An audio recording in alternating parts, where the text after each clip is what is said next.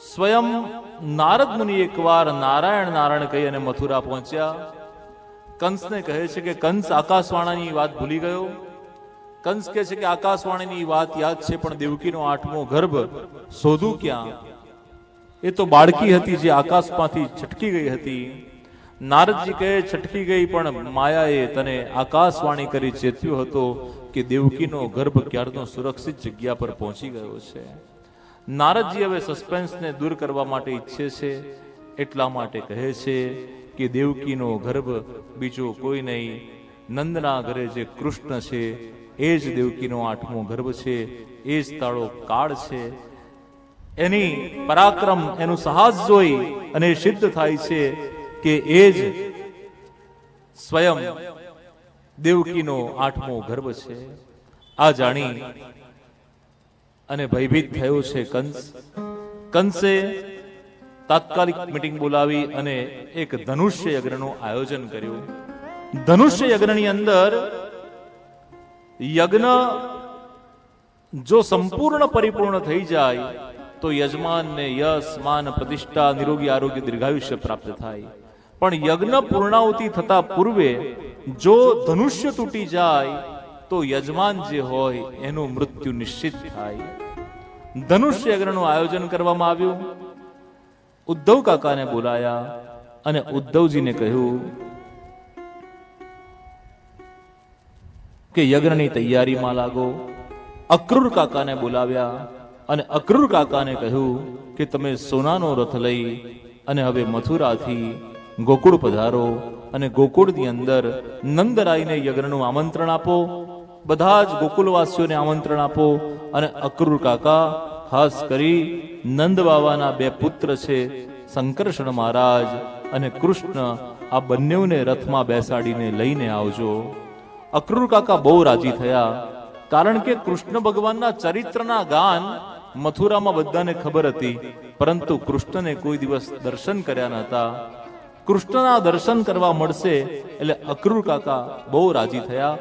સોનાનો રથ લીધો અને સોનાનો રથ લઈ અને અક્રૂર કાકા મથુરાથી ગોકુળ ગામના રસ્તા પર આવ્યા.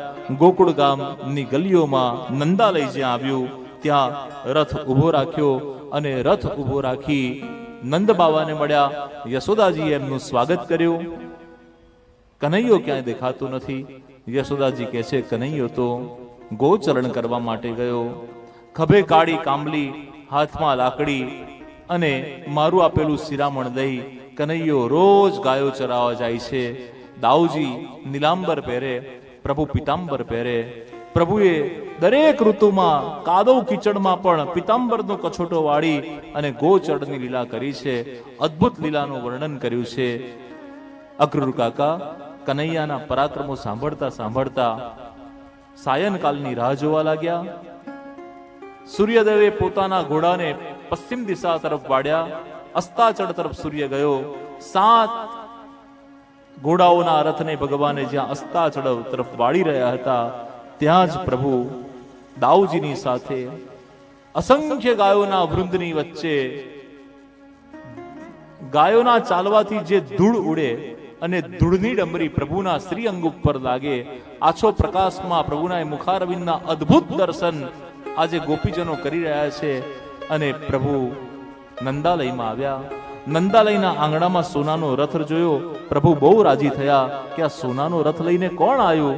નંદ બાબા કહે છે અક્રૂર કાકા આવ્યા છે, પ્રણામ કરો. અક્રૂર કાકાને પ્રણામ કર્યા. અક્રૂર કાકા તમે મથુરામાં રહો? હા હા કૃષ્ણ, હું મથુરામાં રહું. મથુરા કેટલું મોટું હોય? મથુરા તો બહુ મોટું છે બેટા. મથુરાના રાજમાર્ગ કેવા હોય? અરે બહુ મોટા મોટા રાજમાર્ગ હોય. અને ત્યાંના મકાન કેવા હોય? બહુ મોટા મોટા મકાન હોય. પહેલી વાર કૃષ્ણએ મોટા નગરનું વર્ણન અક્રૂર કાકા પાસે સાંભળ્યું છે. જાણે આપણે કોઈ ગામડાના હોઈએ અને ગામડામાંથી શહેરમાં આવીએ અને બધું જોઈને આપણને આશ્ચર્ય થાય. આ બધી વાતો સાંભળીને કનૈયાએ આશ્ચર્ય વ્યક્ત કર્યું છે. આપણે બધા મૂળ તો ગામડાના માણસ છે.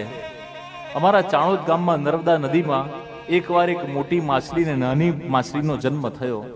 નાની માછલી મોટી માછલીને કહે છે મમ્મી મમ્મી મારે વડોદરા ફરવા જવું છે, ત્યાંના મોટા મકાનો, મોટા મોટા મેગા મોલ, આ બધું જોવા જવું છે.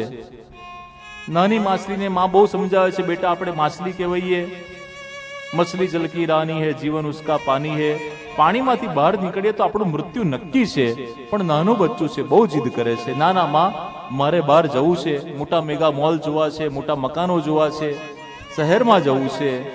ત્યારે માછલી કહે છે, બેટા આપણે ફિશ કહેવાઈએ, ફિશ પાણીમાં જ રહે, પૃથ્વી ઉપર ખાલી જે સેલ્ફિશ હોય ને એ જ રહે છે. પૃથ્વી ઉપર રહે સેલ્ફિશ અને પાણીમાં રહે ફિશ. આપણે બધા મૂળ માટીના વ્યક્તિ છે. પંચ ગકાર દુર્લભ, ભારત દેશમાં જન્મ દુર્લભ છે, કારણ કે ભારત દેશમાં 5 ઘણું મહત્વ છે. ગીતા, ગંગા, ગાયત્રી, ગુરુ.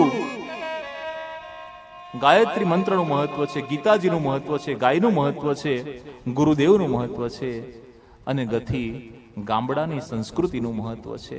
અહીંયા વ્રજની રજને પણ મસ્તક ઉપર લગાવવામાં આવે છે. અહીંયા વ્રજની રજનો પણ મહિમા છે.